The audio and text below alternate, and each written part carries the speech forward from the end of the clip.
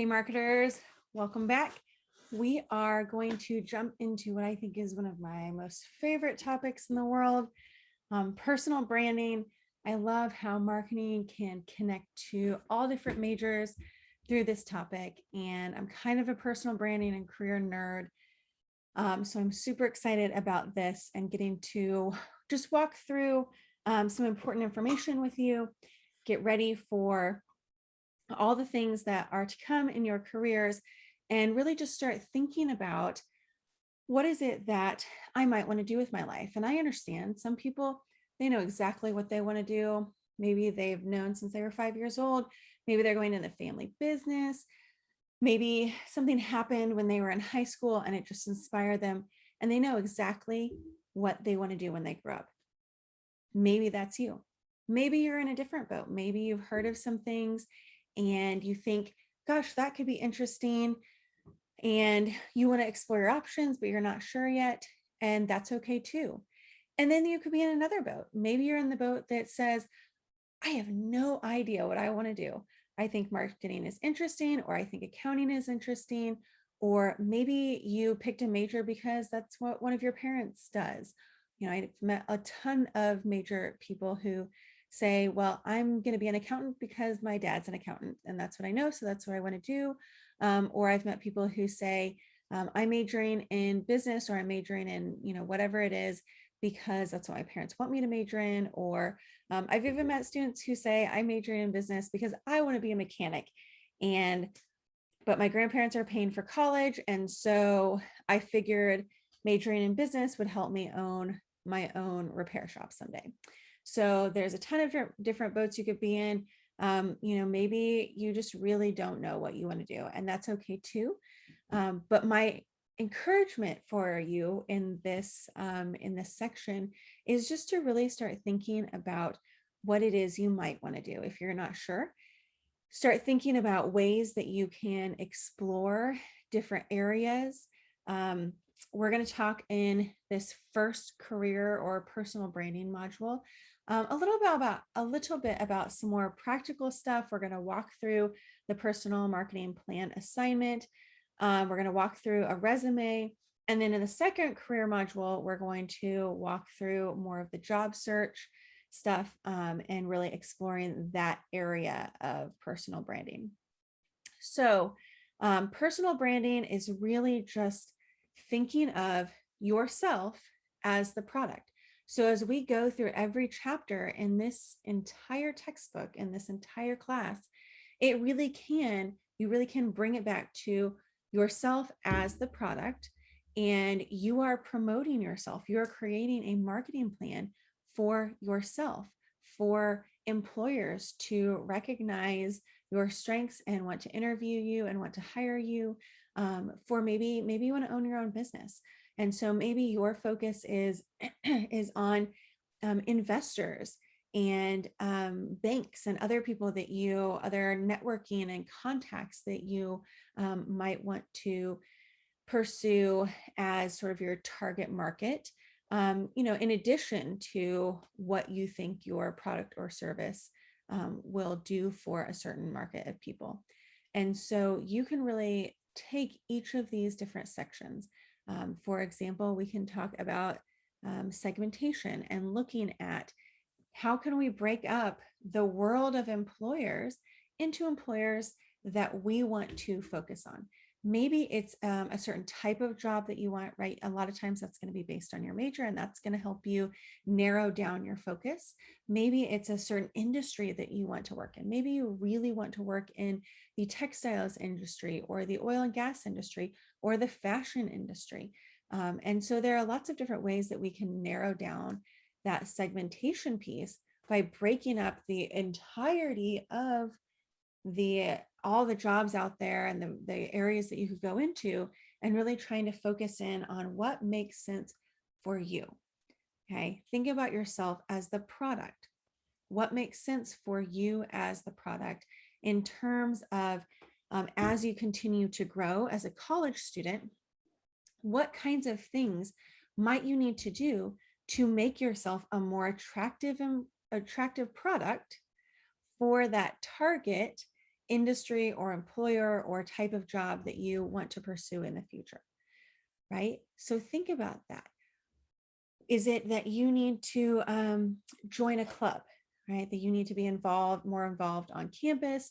Is it that you need to get some experience in the industry? Is it that you need to have a certain GPA? Some industries, some majors are going to put more weight on these different things than others. So we're going to get more into that as we get into the second personal branding module. So then we think of place as distribution. So we're going to talk more about that in the coming chapters in the textbook. But when you think of it about it as from a personal branding perspective, you can kind of think about how am I going to get myself to those employers? How is it that you are going to actually get in touch with them and contact them, right? How are you going to go about the actual process of getting your resume, your application, you on their desk in front of them in an interview and eventually with your butt in a seat in their firm? Okay, so where are those places? We're going to talk about that a little bit more. This is not the last time we will tell you talking about that. We'll talk a little bit more about that. And then when we think about pricing, that of course is going to be your salary or your hourly wage. And there's a lot of different resources to figure out what you might expect there. It may be that you are in a position where you feel like you can negotiate that a little if you have a number of different offers on the table where you can go back to a company and say, well, I have an offer from XYZ. Probably you're not going to tell them who it is, but I have another offer for $2,000 more a year. Can you match that? Or maybe it has something to do with benefits. We think of price as salary, right? But it's not necessarily salary. It's all those other things that are included as well, right? And so when we think of marketing in terms of price with our traditional products, we also are kind of thinking of what is the value to the customer. So in this case, what value are you bringing to your target employer, but also what are they paying you for that value? So it could be salary. It could be things like benefits. So maybe you have an offer for a full-time job that pays less, but when you look at the retirement benefits, maybe they have this other company that pays less has a really great match on their 401k. So in the long term, that might make more sense for you. Maybe you even find a company out there that has a pension plan, which is kind of few and far between, but that's an additional benefit that might have to figure into your salary. Maybe it's that you want a company where you have a little bit of flex time, where you can put in 4 10-hour days and take Fridays off, or you can work till everyone works till noon on Fridays, or there's some portion of your time that you can work from home and work remotely, and some portion that you are going to actually be in a physical office. So all of those pieces, those benefit pieces, also fit into that price section as well. So now I want to move on to promotion. And we're going to circle back to all of these different topics as we walk through the semester and walk through these different modules. But I really want to focus most of our time today on the promotion section. When we think about promotion in a traditional sense, we're thinking of advertising, sales promotions, public relations, all kinds of different things. When we think about it in terms of personal branding, this is really how are you advertising yourself to employers? So this is going to be things like your resume, your LinkedIn page. This could be your cover letter, certainly. This could even be, someone just Googling you or looking you up on Facebook or any other social media platform to kind of figure out who you are outside of just what you present on your resume. They have said for a long time that companies really do look you up on things like Facebook and Instagram and any other social media platform that they can find. And that really is a true thing. People really do that. So it is a big recommendation that you hear a lot to just kind of Google yourself and pull up an incognito window and see what you can find out there about you and see if that all portrays you in the way that you want to be portrayed. Okay. So let's think about promotion today. Again, I said we're going to talk about promotion, but I really want to focus mostly on the resume piece. Okay. So I'm going to share my screen and we are going to just really walk through first the assignment itself, and then we'll talk about some different resources that were out there on Blackboard for you to develop your resume. And then we're going to just kind of walk through it step by step. So when you go into the personal marketing plan resources folder, which is within course modules, course content, you see there's a variety of different things here. I really encourage you to check out each of them. The first thing we're going to talk about is just the personal marketing plan instructions. So it's going to download it here for you and you can just read through it. They're very detailed. So my biggest recommendation here is just to walk through each step and make sure that you have really included each of the things. Utilize formatting to help the reader, i.e. me, see all of these different pieces and see that you've included everything. So you are going to, as we always do with any college essay, write an introduction section. Then you're going to move into a situation analysis. This is just looking at yourself, trying to sort of reflect back on your life and see how that may help you figure out what you want to do in the future. So we're going to talk about life events, accomplishments, disappointments, different things you're interested in. Then you're going to go through a SWOT analysis like we talked about in the previous chapter. And this time it's actually going to be on you. What are your strengths? What are your weaknesses? When you get to opportunities, and so strengths and weaknesses, that's specific to you as an individual. When you get to opportunities and threats, for that one, you're going to focus on your major. So what opportunities are out there in the marketplace that will impact the need for marketing majors, finance majors, accounting majors, turf management majors, fashion design majors, so on and so forth. And the same thing with threats. The next section is going to be the objective.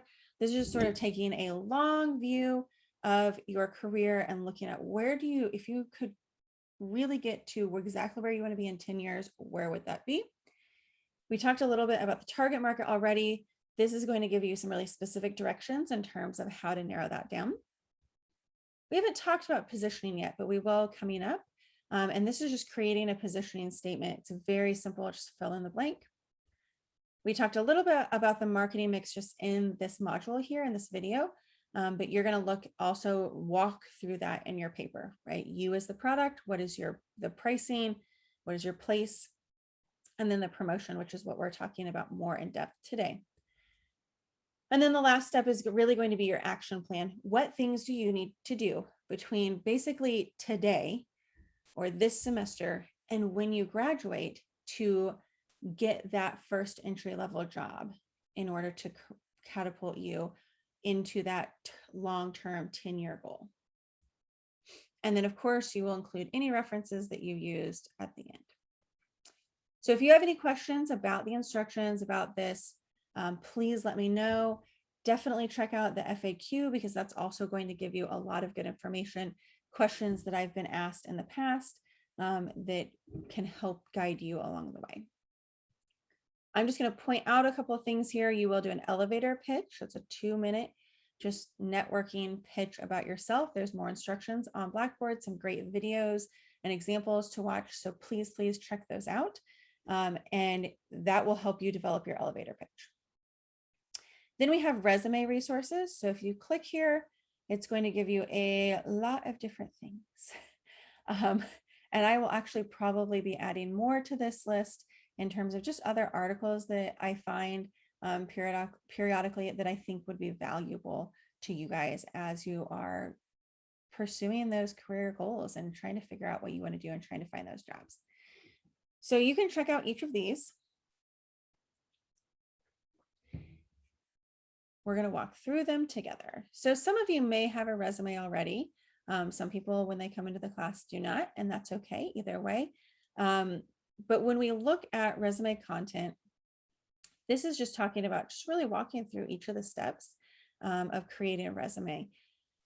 So some of this is going to be based on major when it talks about making your resume unique. For example, in some industries, like I believe this is one of my students told me this a couple of years ago, that in some industries, like I think graphic design, it was relatively standard to put a photo, your headshot on your resume. Generally speaking, I don't recommend that. There are some companies, especially if you're a business major, there are some companies that will actually toss your resume entirely if it has a photo on it, because they don't want to potentially be biased for or against you based on that picture. And so some other companies will view it as just sort of a waste of space. They might view it as, oh, they didn't have anything else to say, so they put a picture on here to take up space. However, if in your industry, if you're not a business major, I would highly recommend talking to your professors and advisors in your particular major about that specific issue, definitely. If you are a non-traditional student, you may have some other sections on here, some other things you might want to add, like summary section or a skills section that really highlights the things that you have accomplished or the skills that you've obtained over the course of your career. Most of you will not have the summary section or a skills section because you are just starting out in your career. In that case, your education section is basically the first section that you'll have in there, because that's the most related experience that you have to your major. I'm going to show you an example in a minute of how to format that education properly. That's going to be your first section. You would include your most recent education first and then go backwards chronological order that way. One thing I see a lot of that I will always tell you to take off is high school. Take off the high school. If you are sitting in this class, you're in college. So you either have a high school diploma or you have your GED, and quite frankly, employers don't care, right? If you are in college, you have met that minimum requirement. It does not need to be on there. Employers don't want to see it. They don't want to see your GPA from high school or anything like that, okay? Generally speaking, unless it's a work experience, everything from high school would be taken off. So take off that. And then also, if you attended another school before you came here and you did not graduate, you did not earn a degree from that school, do not include it. You only need to include the school where you're actually earning your degree. Now, if you have an associate's degree or some other kind of degree or certification, you would list that, okay? And then usually a lot of questions on grade point average. The just sort of rule of thumb, general rule is that if your GPA is a 3.0 or higher, include it on your resume. If it is not, do not include it. There are some caveats, like maybe you didn't do very well in your gen eds, but you have made all A's and B's in your majors classes or in all your business classes. And so sometimes someone will put like business GPA instead of overall GPA on there, if that makes sense. Next, we're going to have work experience. Let's see if I can make this make sense here. There we go. So next is going to be work experience. So this is primarily going to be jobs, internships. But if you are struggling for that, especially if you're a senior and happen to be in this class, think about potential projects that you've done for classes, especially if they were something where you went out in the community or worked with businesses or nonprofits or other organizations out in the community that you might be able to draw some experience from as well. I'm going to show you in the example resume in a minute how the appropriate way is to format your work experience. And so we'll walk through that a little bit more in the future. This is a good place to indicate, like if you worked full time and you're paying for, 75, 80, 100% of your education on your own, you might want to indicate that, because that's going to show employers that you are really good at time management, that you are handling yourself well, that you are responsible, and that kind of thing. It will also help you if you've been working full time and you don't have time for activities, sororities and fraternities. You can't do that because you have to have your job, right? And so when you can indicate that in that work experience section, then that will kind of show why you didn't have these other things. A lot of employers are kind of looking for a well-rounded person. So maybe you don't have as high of a GPA, but you had leadership, you have work experience, you have leadership positions in your activities, or you earned some honors or something. So those, we're looking for balance. If you have a 4.0, but you've never had a job and you've never done an activity or held a leadership position, that will be a red flag for many employers. Again, they're looking for a well-balanced, well-rounded human being, generally speaking. So in this activities, honors, and leadership section, it could be a broad section. You may want to split it up into multiple sections if you have a lot of this, just to make it really clear which is which. This could be anything from the sailing club to volunteering for a nonprofit, a fraternity, sorority, scholarships that you've earned, all kinds of different things there. If it's something that's specifically academic, like maybe being on the honor roll or dean's list, that could go here in this last section, or it could also go up in the education section. And then one more thing while we're on here, if you have had an internship that or a full-time position or any position that is really directly related to your major or something that you're applying for, you may want to split your work experience section up into two sections. And so let's say you're a marketing major and you want to highlight your marketing experience. You would have your name and stuff, education, and then you would have marketing experience as its own section. You talk about that position or more than one position, and then list your additional work experience in a separate section. All that's going to do is it's just a really simple formatting way to highlight that you really do have experience in this industry or this area or this topic or this skill set that you want to highlight for them. So let's go back. And now we're going to pull up a resume example. All right, so here we have your name, which should be pretty large, probably at least 24-point font. You definitely want to make sure you have a really easily readable font, nothing super scrolly or super creative. You can use different fonts, and I do recommend using different fonts strategically. Like maybe your headings are one simple font and your bullet points are a different, or your stuff underneath your sections, the body is a different, or maybe just your name isn't a creative font. Okay, so be careful with that. Don't get too crazy. All right, so profile of qualifications, you may have that, you may not. Let me skip back to the heading here. You've got your name. It is no longer standard to put address on your resume.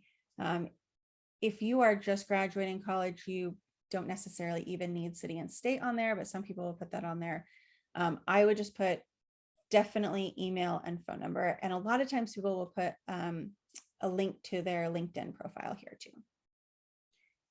All right, profile of qualifications. This is going to be really specific if you have enough experience to put that on here. Then you have your education, which we already talked about. This is how you format it. Okay, make sure you're writing everything out, no abbreviations in this section. And then for the date that you're going to put here, you're going to just put the expected graduation date or the actual graduation. You don't need to put how long you've been there or whatever, just the expected graduation or the actual graduation. Then we have experience. And again, just you're going to see here how we're going to format it with the title and the company name and when you were there and so on and so forth, where it was at. The big thing here is going to be the bullet points. You want to make sure every bullet point starts with an action verb. There is actually software now that a lot of companies, especially the bigger companies, will use that will just read your resume automatically and look for keywords to see if you make it basically into the next round where a human being might look at your resume. So this can be really important. making sure that you accurately and strategically talk about your experience at your different positions. If you have any accomplishments, definitely put those there. If you received any awards, employee of the year or whatever, put that here. Anytime that you can include numbers, that's also really helpful, like increased sales by 10% every quarter or something. I don't know. Or over or supervised 5 employees or trained 7 employees or whatever it is. Okay. Anytime you can include numbers or percentages that show and can quantify your work, that's going to be helpful and a good thing. If you have any languages, make sure that you're actually proficient if you say you're proficient in a language. Do not put it on there just to have something on there, because I've seen it. Skills is typically going to be some type of computer skills. If you are a computer science or computer programming major, this would be your specific programming languages that you know. For accounting majors, this might be specific accounting software. For marketing majors, this might be specific marketing, advertising, social media types of software that you have, that you're familiar with. Okay. So it's good. This is going to be a really dependent on major and what type of job you're applying for. And then professional development, you can kind of see here, activities and honors. So clubs, offices that you've held in those clubs, so on and so forth. References is typically a big question. Don't include them. Do not include references on your resume. If the company you are applying to wants your references, they will ask, but to include them here is really just a waste of space. Okay. When they request a set of references from you, what you would do is have your heading up here exactly the same with your name and maybe phone and email here. And then you would list your references and have a separate page that you would only provide when they ask for it. I will also note here that when you write your cover letter, which we're not going to talk about in this particular video, that you will also use the same heading that is on your resume, it's on your references page, then it will also be on your cover letter. So everything matches and looks very professional. Okay, so that's really the basics of creating your resume. It is a lot. It is a process. Your resume will never be finished. It will just be finished enough for that job. You may find that you are actually going to need to change some things depending on the jobs that you're applying for. If there's maybe things in different industries or different roles that you want to highlight different things on your resume, you may have 2 or 3 or more different versions of your resume if necessary. But for now, we're just going to create a standard resume that you can edit and change and improve as you do more things, as you join more clubs, as you've done more activities, as you volunteered for more things, as you got an internship, and so on and so forth. A couple of other things I just want to note before I show you the next PDF, the next document on here. Do not, please do not use a template from Microsoft Word or Pages or whatever you use. Okay, it is not that the templates don't look great. They do the first time. But number one, lots of people use them. And so you end up looking like everyone else and you just blend in with the rest of the pack. And number two, as time moves on and you want to change things and add things and edit things, the way those templates work with all the tables, it gets complicated and it becomes a very just messy and burdensome to update over time. So just create it in a standard Word document that you have created, okay? All right. So while you're creating those bullet points of what you do at your job and the things that you're responsible for, you don't have to list every single thing that you've ever done. Okay. Please don't list everything that you've ever done. Typically, you want at least 2 bullet points, probably generally speaking, no more than 5, but that's a little bit more flexible. Definitely at least 2. I did say you're going to start each one with an action verb. So this is just 3 pages of action verbs. So when you get stuck or you feel like you want to use the same action verb that you use in the last bullet point, you can come here and get some ideas of kind of typical action verbs that are commonly used, okay? And then there's just some skills lists on here, kind of the same thing, just different, words that you may want to include on your resume. Things that may help you describe you or your positions that you've used, okay? So different skills that you might have, okay? So those are the documents that are out there that are available for you to create your resume. And that's the assignment for this module. The other thing I wanted to note in this video is really just looking at LinkedIn real quick. If you are not on LinkedIn yet, please join LinkedIn. This is a really wonderful resource for students, for business people. It is the Facebook for business. Many people use it. My recommendation is to create a profile here, but don't treat it as your Facebook page, right? You are going to treat it as your resume, your promotion of yourself, networking, applying to different positions here. So you're not going to necessarily want to add everyone, all your besties from high school. You may want to only add, contacts that you've made throughout your college, if there's someone in high school that's related to your major, but people that are specifically related to your career. So that someday, if you need something or you need a resource for something, you can come back and say, oh, I met that person at a conference at one time, and I know we're friends, I know we're connected on LinkedIn, and you can go find them, and it just helps sort of keep things organized for you. So I'm just going to show you, kind of walk you through LinkedIn if you've never looked at it before.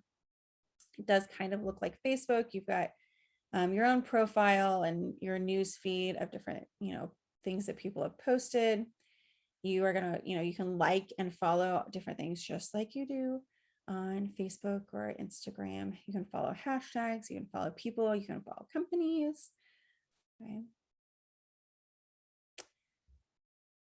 So the great things on here are going to be the things you really want to know are going to be profile. So here's an example of my profile. So you just kind of, it's just like Facebook, except this time it's totally professional. And so you can make it basically like your resume. Let's see if I can open it. Okay. So you can see, you can put your different positions on there, where you went to school, any volunteer experience that you have. You can actually endorse people or be endorsed by people. And you can recommend people, give recommendations, or people can give recommendations for you. This is less used, but there are people that actually go out of their way to ask people to give them a recommendation on LinkedIn. And you can do that if you like. Courses that you took, interests, and so on and so forth. So it's very much like Facebook, but just simply professional.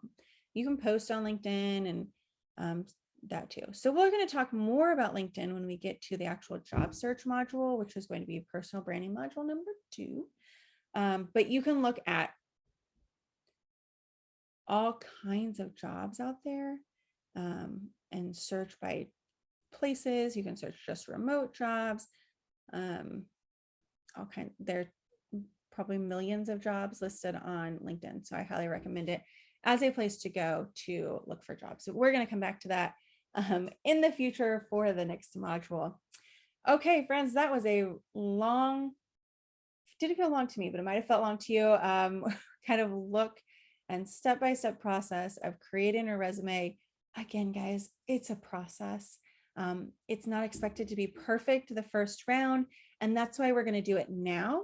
And then I will give you some feedback on the resume that you turn in, and that way you can improve it for when you turn it in later at the end of the semester as a part of your final project.